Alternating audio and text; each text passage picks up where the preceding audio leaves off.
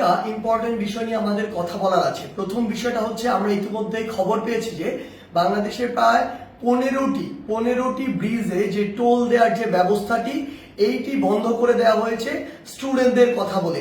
আমাদের জায়গা থেকে স্পষ্ট বার্তা, এটি রাষ্ট্রের একটি যে আয়, এই আয়ের একটি অংশ এই ব্রিজগুলোতে যে টোল দেওয়ার বিষয়টি।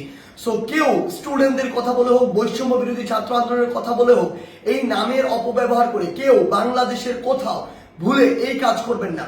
প্রত্যেকটি ব্রিজে টোল দিবে, এমনকি বৈষম্য বিরোধী ছাত্র আন্দোলনের ব্যানারে কোনো যদি ত্রাণের ট্রাকও বাংলাদেশের যে কোনো জায়গায় যায়, সেই ট্রাকও টোলের টাকাটি দিয়ে তারপরে যাবে। কারণ এই রাষ্ট্রকে যদি আমরা স্টেবল করতে চাই, আমার রাষ্ট্রের যে অর্থনৈতিক অবস্থা সেটিকে আগে স্টেবল করতে হবে।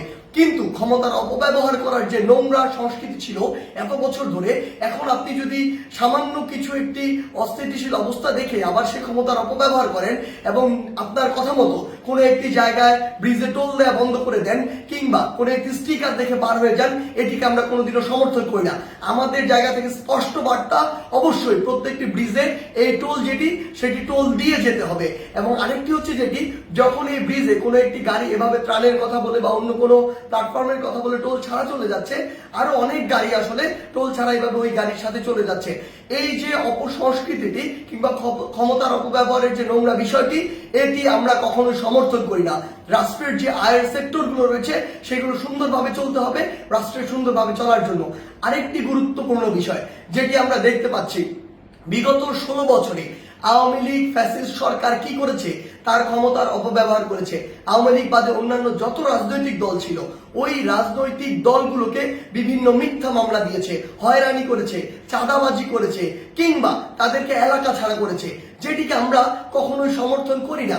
বলেই আজকে 16 বছর পরে হলেও ছাত্র জনতার গণঅভ্যুত্থানের মধ্য দিয়ে আওয়ামী লীগের পতন হয়েছে, আওয়ামী লীগ দেশ ছাড়া হয়েছে। কিন্তু আজকে যদি এই গণঅভ্যুত্থানের পরেও আমরা দেখি অন্য কোনো একটি দল বা অন্য কোনো একটি দলের নেতাকর্মীরা ঠিক একই কাজটি করে, তাহলে আপনারা এই আওয়ামী লীগ থেকে কি শিক্ষা নিলেন? একটা জিনিস মনে রাখবেন, আমরা আসলে এই নির্যাতকের পরিবর্তন চাই না, আমরা এই নির্যাতনের যে সিস্টেমটি সেটির পরিবর্তন চাই। আমাদের জায়গা থেকে স্পষ্ট বার্তা, আপনাদের চোখের সামনে স্টিল জ্বলন্ত অনেকগুলো উদাহরণ রয়েছে, সেগুলো থেকে শিক্ষা নিন, না হলে জনগণ আপনাদেরকে আস্থা করে নিক্ষেপ করবে।